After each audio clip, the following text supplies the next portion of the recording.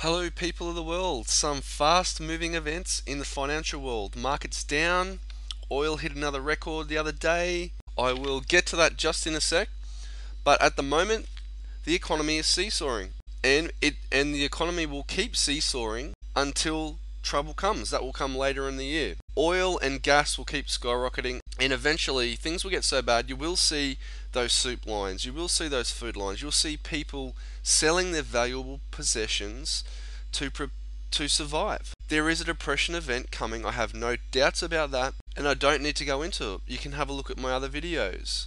And with some of my other warnings you've seen or heard, I feel like the time to really prepare is getting limited now. So I hope you're out there. I hope you're taking appropriate action.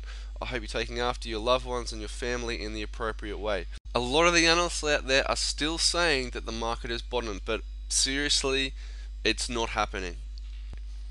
Now, I picked up a copy of the Australian Financial Review, which is one of our major newspapers over here.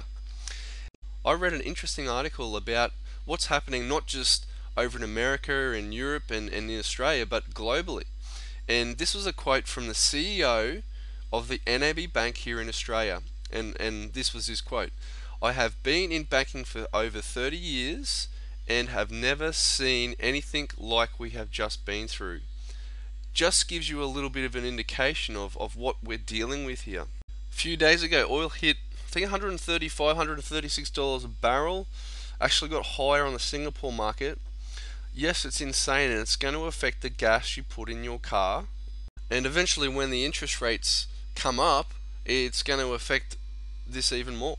Goldman Sachs were quoted as saying there's a very highly likely chance of oil going to $200 very soon. I totally agree with that statement. And as the high price of oil kicks in, guess what?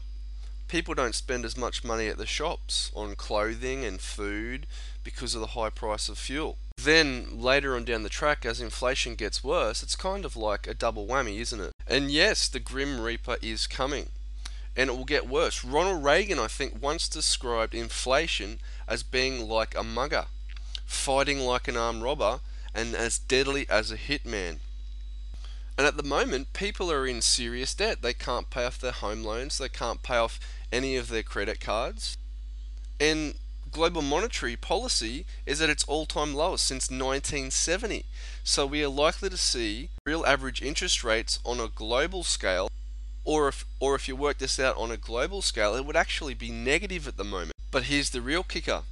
As our wages we earn remain the same and the food prices continue to rise, well, obviously that's going to push people to the brink. And it really is uncanny how there's a lot of similarities between what's happening now and what happened back in the 1970s, just before the great inflation lifted off. And they're not saying it, they're not revealing it, but they're running out of tricks, and they're very nervous.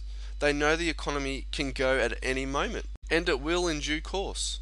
But they will continue to trick people and try to get them to think that the economy is safe when they know behind the scenes it isn't. And I think it was their intentional plan to do this until Dow hits 10,000, 9,000, God forbid 8,000, or wherever the market will actually end up going.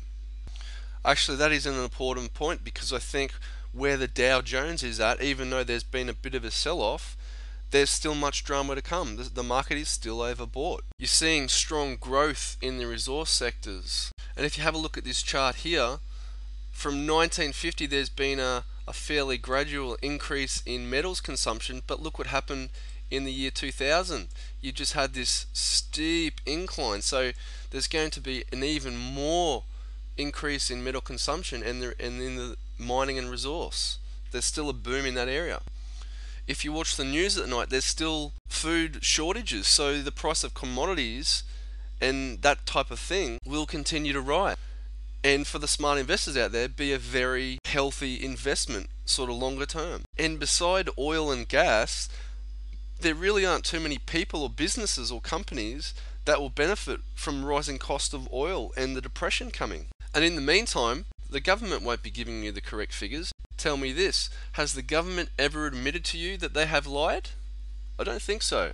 But slowly as the truth comes out, and bear in mind, you will see the economy further slip. And here is the real truth, the for and against. You've got hope in one corner and you've got fear in the other corner. The hope, the market is breaking up, okay, but in really terms, the housing is in a downturn.